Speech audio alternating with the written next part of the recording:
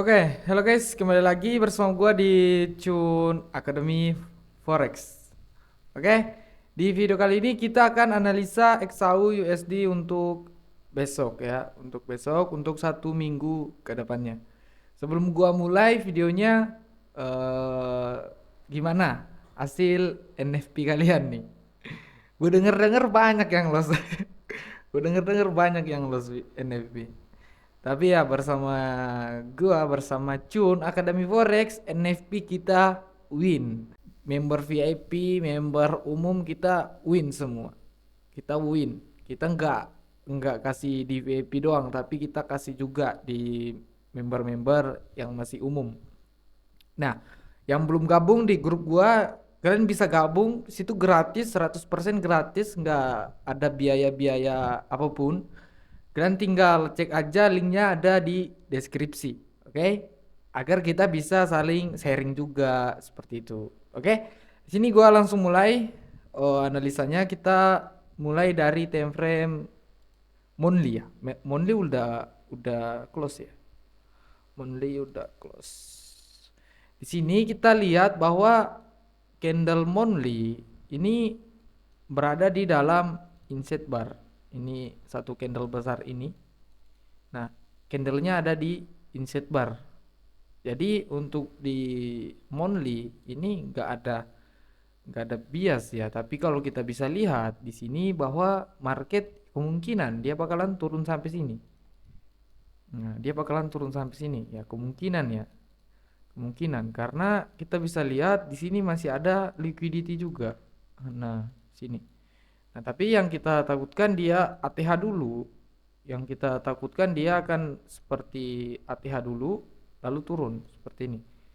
Tapi ya kita nggak pantau dulu yang di monthly karena ini lagi sideways. Nah, kita lihat aja di weekly.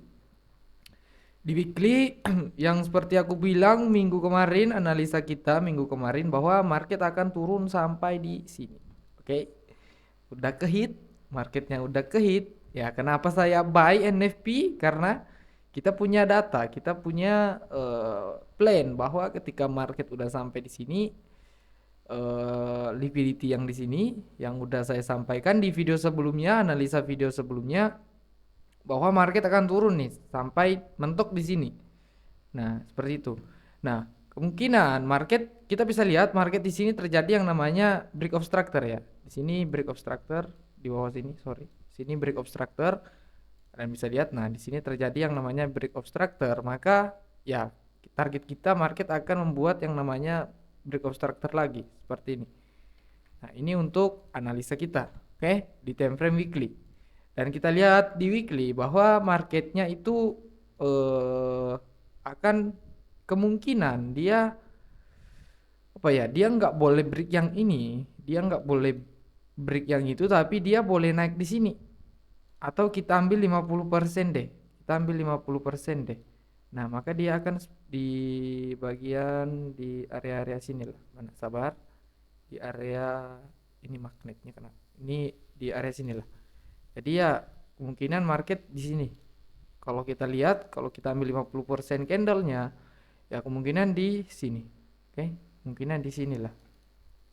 Nah, ini untuk weekly, untuk di daily. Nah, di daily kita bisa lihat di sini ada yang namanya fair value gap. Nah, ini ada fair value gap. Sorry, ini kita analisanya cepat aja ya, Ber ya. Nah, ini ada fair value gap. Nah, ada fair value gap di sini dan fair value gapnya tepat ya di standarnya ya. Oke.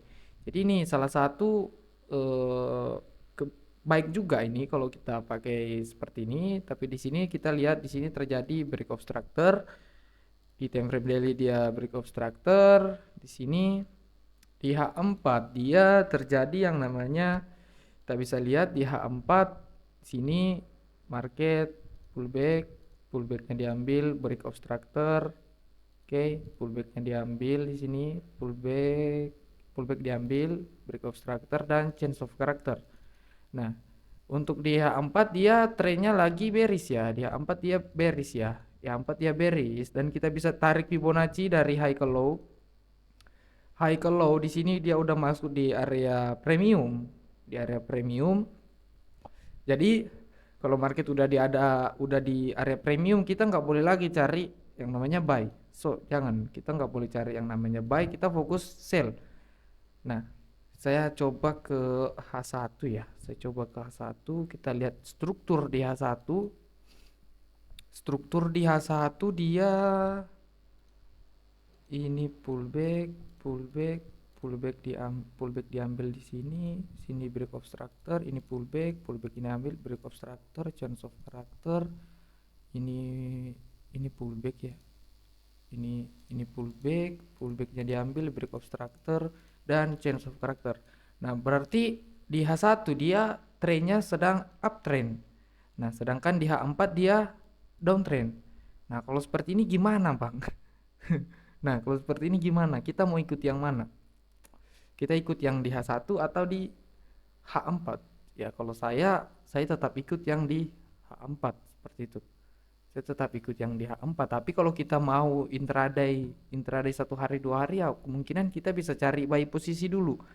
Kita cari buy posisi karena di sini terjadi yang namanya change of character ya di H1 ya. Di sini change of character di H1 dia change of character dan break of structure yang di H4 itu ada di sini. Nah, kalau di H1 dia di sini break of structure di sini, jadi kita tinggal tarik aja untuk Fibonacci extensionnya. Kita bisa lihat di obstacle-nya di mana ya. Obstacle, oke, obstacle pas ya di fair value gap ya. Obstacle pas di fair value gapnya di sini. Obstacle pas dan di sini dia ada liquidity juga, berarti ini akan diambil. Jadi ya kemungkinan zona kita dinaikin sedikit lah. Kita naikin sedikit, kita revenge ya zona kita ya kemungkinan di area sini. Nah, di area ini. Nah, ini pertengahan dari ini. Kemungkinan kita akan cari sell di area ini ya, di area 3379 dan 3387. Nah, itu. Ini zonanya lebar ya. Ini untuk yang intraday. Oke. Nah, tapi skenario kita ya kemungkinan market akan sabar ya. Saya coba sorry ini saya coba tarik yang fan dulu. Oke.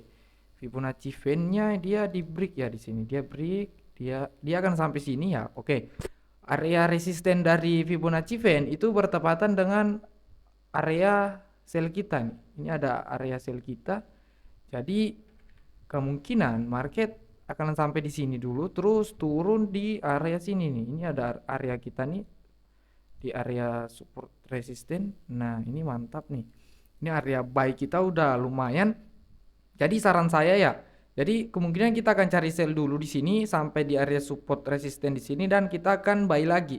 Seperti itu. Tapi buy-nya jangan terlalu tinggi dulu guys. Kita buy-nya jangan tamak dulu seperti itu. Kita bisa TP di sini nih, di area-area ini nih.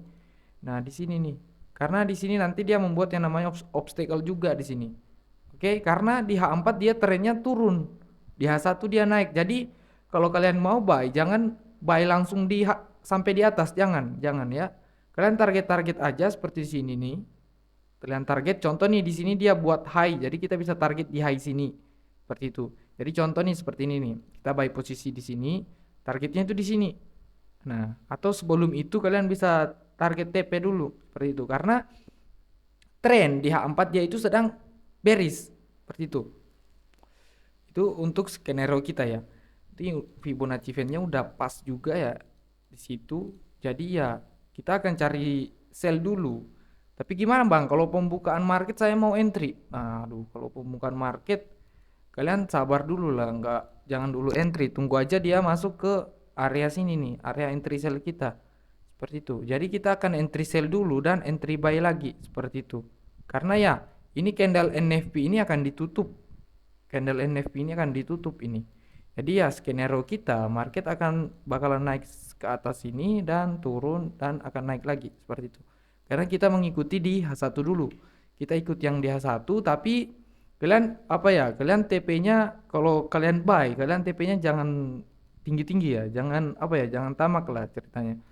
Nah, jadi seperti itu aja ya untuk skenario kita untuk 1 minggu ke depannya nanti. Oke, karena di sini kita bisa lihat juga karena di sini break trend line juga nih. Nah, ini break trend line. Jadi kita akan obstacle, kita akan sell dulu. Nah, lalu kita buy seperti itu. Oke, jadi segitu aja untuk video kali ini. Semoga bermanfaat. Semoga kalian ada pandangan juga untuk besok hari Senin.